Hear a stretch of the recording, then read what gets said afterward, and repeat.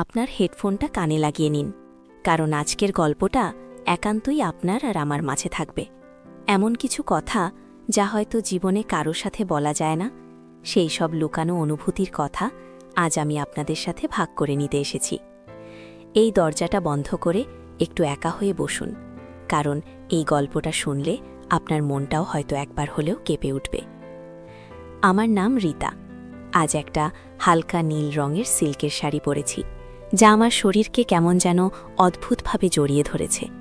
আঁচলের হালকা ভাঁজে যখন আমার কোমরের বাঁকটা স্পষ্ট হয়ে ওঠে, তখন নিজেই কেমন একটা অস্বস্তিতে ভুগি।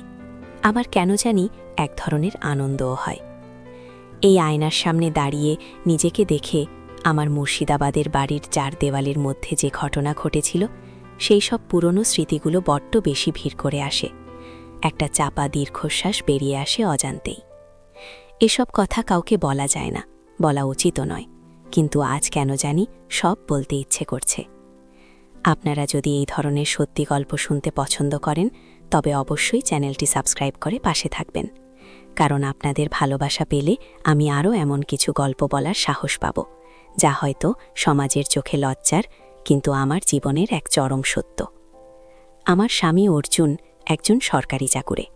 কর্মসূত্রে ওকে প্রায়ই বাড়ির বাইরে থাকতে হতো। যখন ওর সাথে আমার বিয়ে হয়েছিল, তখন খুব স্বপ্ন ছিল একসাথে একটা সুন্দর জীবন কাটানোর, কিন্তু সেই স্বপ্নটা যেন আস্তে আস্তে ফিকে হয়ে আসছিল।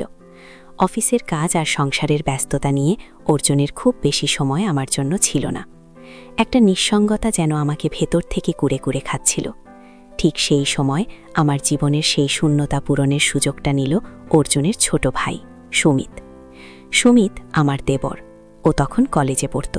বরাবরই চুপচাপ স্বভাবের ছিলে, কিন্তু ওর চোখের দৃষ্টিটা আমার মনকে কেমন যেন অস্থির করে তুলত।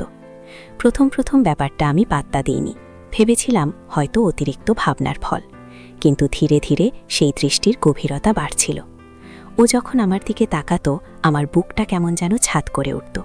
মনে হতো ও যেন আমার মনের গভীরে লুকিয়ে থাকা অতৃপ্তিটাকে দেখতে পাচ্ছে। আমার শ্বশুর শাশুড়ি গ্রামের বাড়িতে থাকতেন। আমরা শুধু অর্জুন, আমি আর সুমিতি শহরের ফ্ল্যাটে থাকতাম। অর্জুন যখন অফিসের কাজে বাইরে চলে যেত, তখন সুমিত আর আমি শুধু বাড়িতে থাকতাম। সেই সময়গুলোতেই আমাদের মাঝে এক অদ্ভুত নীরবতা তৈরি হতো, যা হাজারো কথার চেয়েও বেশি কিছু বলতো। ও যখন আমার সাথে কথা বলতো, ওর গলার স্বরটা কেমন যেন নরম হয়ে যেত। আমার দিকে ঝুঁকে কথা বলার একটা ভঙ্গি ছিল ওর। সামান্য কারণেও ও আমার কাছাকাছি আসত, আমার হাত ছুঁয়ে দিত, চুল ঠিক করে দিত। আমার খুব অস্বস্তি হতো, কিন্তু এক অদ্ভুত ভালো লাগাও কাজ করত। নিজেকে যতই বোঝাতাম যে এটা ভুল, এটা অনৈতিক, ততই যেন আমার মন আরও বেশি করে ওর দিকে ঝুঁকে পড়ছিল। একবার অর্জুন প্রায় 15 দিনের জন্য অফিসের কাজে বাইরে গিয়েছিল। সেই 15টা দিন আমার জীবনে যেন এক ঝড় বয়ে এনেছিল। প্রতিদিনের নিস্তব্ধতা আর একা থাকার সুযোগ সুমিত পুরোপুরি কাজে লাগাচ্ছিল। ও রাতে আমার ঘরে এসে বসে থাকত, মোবাইল ঘাটার নাম করে। প্রথম প্রথম আমি ওকে ধমক দিয়ে ফিরিয়ে দিতাম, কিন্তু ও ফিরে যাওয়ার সময় এমন একটা মুখ করত যে আমার খুব খারাপ লাগত। একদিন রাতে আমার জ্বর হয়েছিল। অর্জুন বাড়িতে নেই, আমি একা বিছানায় শুয়ে ছটফট করছিলাম। সুমিত আমার ঘরে এসে আমাকে দেখে খুব চিন্তিত হয়ে পড়েছিল। ও আমার কপালে হাত রেখে জ্বর দেখছিল, তারপর ভেজা কাপড় দিয়ে আমার শরীর মুছে দিচ্ছিল। ওর স্পর্শে আমার গা শিউরে উঠছিল। আমি চোখ বন্ধ করে অনুভব করছিলাম ওর হাতের সেই উষ্ণতা।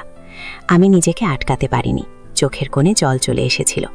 সেই মুহূর্তে আমি যেন ভুলে গিয়েছিলাম যে ও আমার দেবর। শুধু একজন পুরুষ হিসেবে ওর স্পর্শ আমাকে এক অভূতপূর্ব শান্তি দিচ্ছিল।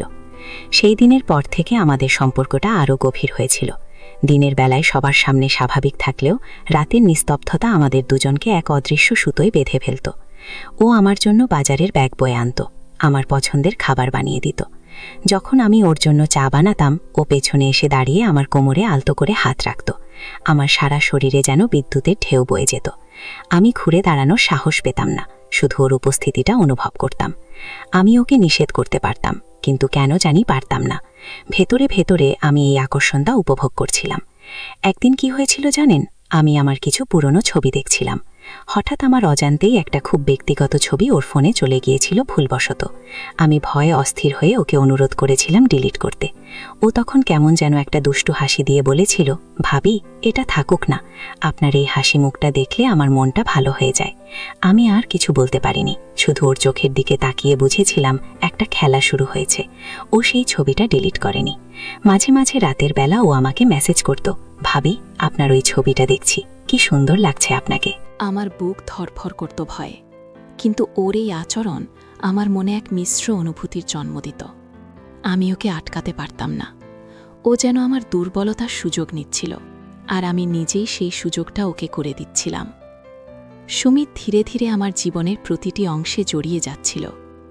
অর্জুন যখন ফোন করত, আমি ওর সাথে কথা বললেও মনে মনে সুমিতের কথাই ভাবতাম। আমার প্রতি সুমিতের আবেগ, ওর সেই তীব্র আকর্ষণ, সবকিছু মিলে আমার মনকে একটা অন্য জগতে নিয়ে যাচ্ছিল। আমার আর সুমিতের সেই লুকানো অভিসার, সেই একান্ত ব্যক্তিগত মুহূর্তগুলো ছিল আমার জীবনের সবচেয়ে রোমাঞ্চকর এবং একই সাথে ভয়ঙ্কর অধ্যায়। একে অপরের চোখের দিকে তাকিয়ে থাকা, নিঃশ্বাস ঘন হয়ে আসা, সামান্য স্পর্শে শরীর কেঁপে ওঠা, এই সবই ছিল আমাদের সম্পর্কের ভাষা। আমাদের ভালোবাসার প্রকাশ ছিল শব্দের আড়ালে, চোখের ভাষায় আর স্পর্শের গভীরে। সমাজের চোখে এই সম্পর্কটা হয়তো পাপ, কিন্তু আমার কাছে তখন এটা ছিল এক অন্য রকম অনুভূতি, যা আমার জীবনের শূন্যতাকে ভরিয়ে দিচ্ছিল। কিন্তু এই গোপন সম্পর্কের একটা ভয়াবহ দিকও ছিল। আমার ভেতরের অপরাধ বোধ আমাকে ধীরে ধীরে শেষ করে দিচ্ছিল। একদিকে সুমিতের প্রতি তীব্র আকর্ষণ, অন্যদিকে স্বামীর প্রতি বিশ্বাসঘাতকতার যন্ত্রণা। আমি জানতাম এই খেলার শেষটা মোটেও সুখকর হবে না। আমি নিজেকে প্রশ্ন করতাম, আমি কি সত্যিই সুমিতকে ভালোবাসি, নাকি এটা শুধু আমার নিঃসঙ্গতার ফল? একদিন অর্জুন ফিরে আসার পর আমি কেমন যেন চুপচাপ হয়ে গিয়েছিলাম। সুমিতও আমার সাথে আগের মতো আর সরাসরি মিশছিল না। আমাদের দুজনেই বুঝতে পারছিলাম আমাদের গোপন অধ্যায়টার উপর একটা জবনিকাপাত ঘটতে চলেছে। একদিন রাতে সুমিত আমার ঘরে এসে বলল, ভাবি, আমি কলকাতা চলে যাচ্ছি, ওখানে একটা নতুন চাকরি পেয়েছি। ওর কথা শুনে আমার মনটা হু হু করে উঠল। ওর চোখের দিকে তাকিয়ে আমি বুঝেছিলাম ও নিজেও এই বাঁধন থেকে মুক্তি চাইছে। আমিও কোনো প্রতিবাদ করিনি, শুধু নীরব সম্মতি জানিয়েছিলাম। সুমিত চলে যাওয়ার পর আমার জীবনটা আবার আগের মতোই হয়ে গেছে। অর্জুন আর আমি আমাদের নিজস্ব ছন্দে ফিরে এসেছি। কিন্তু মাঝে মাঝে যখন রাতে একা থাকি, তখন সুমিতের সেই দুষ্টু হাসিটা, ওর হাতের সেই স্পর্শটা আমাকে বড্ড ভাবায়। আমি বুঝতে পারি মানুষ হিসেবে আমরা কতটা দুর্বল হতে পারি, যখন আমাদের মনের গভীরে লুকিয়ে থাকা চাহিদাগুলো পূরণের জন্য আমরা এমন পথ বেছে নিই যা সমাজ মেনে নেয় না। আজ আমি অনেক বেশি পরিপক্ক। সেই সব ঘটনা আমাকে শিখিয়ে দিয়েছে যে জীবনের ফাঁকা জায়গাগুলো পূরণ করার জন্য আমরা ভুল মানুষের দিকে ঝুঁকতে পারি। একটা মুহূর্তের ভুলে জীবনের অনেকগুলো অধ্যায় বিষিয়ে যেতে পারে। তাই নিজেকে ভালোবাসুন, নিজের সিদ্ধান্তগুলোকে গুরুত্ব দিন, আর বুঝুন যা ক্ষণিকের ভালো লাগা তা আসলে দীর্ঘস্থায়ী ক্ষতির কারণ হতে পারে। নিজের মনকে শান্ত রাখা এবং সঠিক পথ বেছে নেওয়াটাই সবচেয়ে গুরুত্বপূর্ণ। সমাজ এবং নিজের মনের কাছে সৎ থাকাটা একান্ত জরুরি।